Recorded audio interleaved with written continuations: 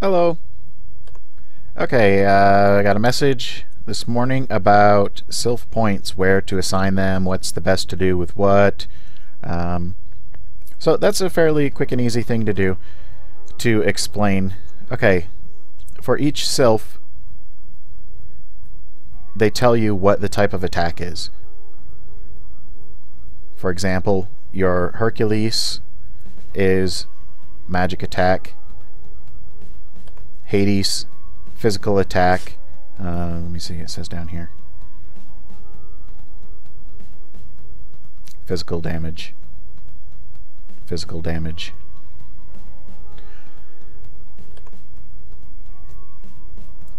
Your Athena, Apollo, magic attack. Physical attack. Magic attack. Physical attack. Now how this comes into play, and there is some confusion with some people about this. If you are an archer or a knight and you have the Hercules equipped, archer and a knight have high physical attack, but the Hercules is magic attack. Increasing your magic attack is not going to do anything whatsoever to increase the damage of your Hercules. What you need to do is keep increasing your physical attack, because the way it works is the game reads your highest attack.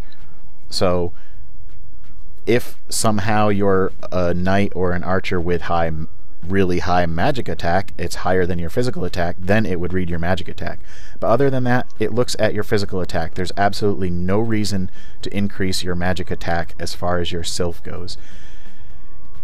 What it does is, when you awaken your Sylph, it takes your stats and has some sort of calculation as far as the growth rate here. That's what growth does. And then it attaches the stats of the Sylph to your stats, and that's why the Sylphs hit so damn hard, even though this doesn't look like a lot right here. And then looking at your own stats, you think, well, okay, those are decent stats, but then you use your Sylph and all of a sudden they're hitting really, really hard. It's because it takes and adds these stats onto your stats. So where this comes into play is, how do I want, what do you want your Sylph for? Do you want it to be to completely kick-ass, just beating the hell out of everything? Then you want to increase the attack of that Sylph. For your magic attack Sylphs, your Hercules, your Athena, and your water Sylph, you do that by increasing the intelligence. And as you can see here, intelligence affects your Sylph's magic attack. So if you want the strongest damaging Sylph that you can possibly have, then you put all into intelligence. If for some reason you need some extra BR or some extra HP, put some into endurance. You will, depending on how much you put in endurance, you'll definitely notice a big difference in the amount of damage it does. So the best thing you can do, I mean, really, there's a lot of ways to increase your HP in this game. You know, astrals, gems, stuff like that. Increase your HP in other places. Put all of your points into intelligence for your magic attack ones. For your physical attack ones, put it all into strength. As you can see there, strength affects your Sylph's physical attack. If I put intelligence into my Hades, it doesn't do anything other than just waste those points. Yeah, you'll have a little bit more magic defense, but it's really not going to help you at all. The question of armor, I don't know anybody that puts it into armor. I see that as just a waste. It will only activate while you're in Sylph mode, so it's not going to make your character be able to take a hit any better. It will be able to, it will increase the amount of damage you can take while in Sylph mode, but to me, you really want your Sylphs to be able to damage as much as possible. That's really what they're there for. And depending on how you assign your points affects a great number of things in here. Like I said, putting this all into intelligence makes this Hercules, it gives it the highest battle rating it can have. But putting it into endurance will lower its battle rating. It will increase your battle rating, but ultimately you're going to be dealing a lot less damage. So things like World Boss, you'll be getting less gold. Things like Spire, Sky Trail, stuff like that, you're not going to get as far because you're just not doing as much damage. The Sylphs, ultimately, you want to be able to deal as much damage as fast as possible with them to be able to maximize the potential of them. So putting it into intelligence. It also comes into play in things like rankings. When I first had the server merger, I actually had the strongest Sylph because I had all my points in into attack. And Robbie, as you can see here, he's got a light Sylph, maxed out light Sylph, so his light Sylph is actually stronger than my dark Sylph now. But I used to be a lot stronger than his, and the reason was he didn't have all his points assigned properly.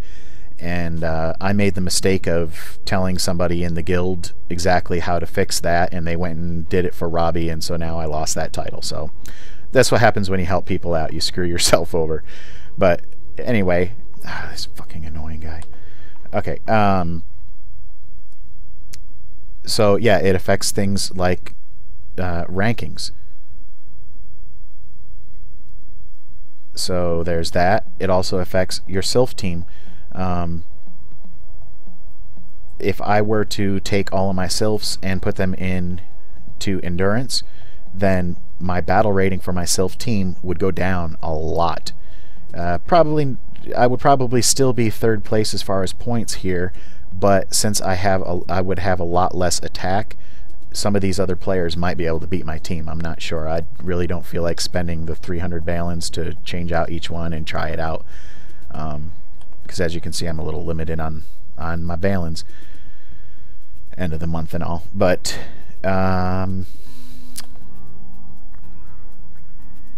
yeah, so I mean, if you really need HP for some reason, or you have events like Hall of Fame, then you can switch it over to endurance. When you hit the auto, it puts it into endurance and the attack.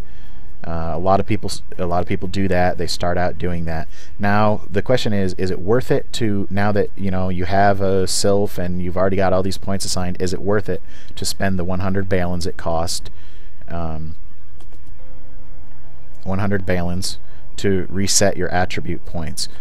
Well, there's a couple things that, I mean, really it's up to you. So don't ask me, Thethrell, should I do it? A lot of people do that, and that's fine. I'll give you my suggestions and everything, but ultimately it's up to you. Do you have a Gaia right now, or, well, as they're called now, an Eve? See, I haven't put any points into this thing yet.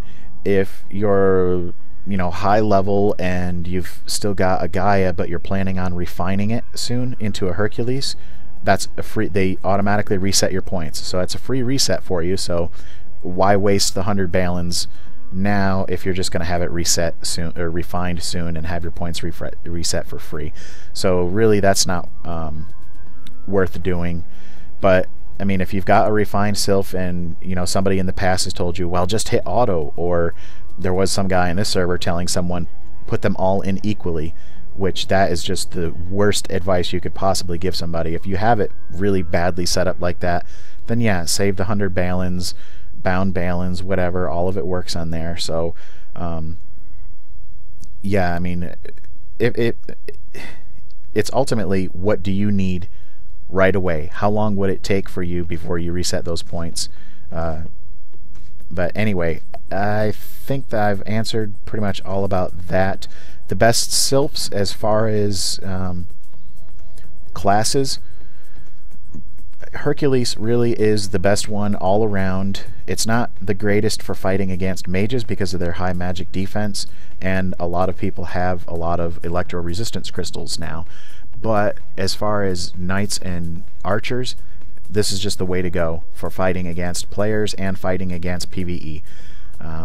For mages, it's usually Hades. Hades is usually the best for fighting other mages.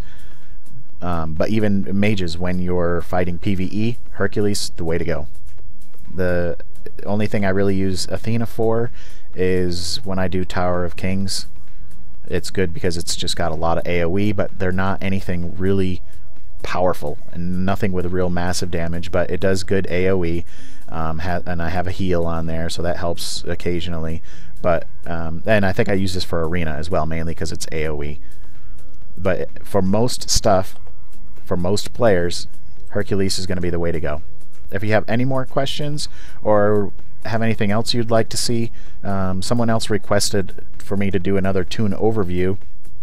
I was going to wait till I had all level 10 astrals to do that, but it'll be like another week or so before I get level 10 on this. That's my last one I need. But I should be able to do a tune overview here pretty shortly. If you have any questions or comments for me, I'm on wartune.com, server 153.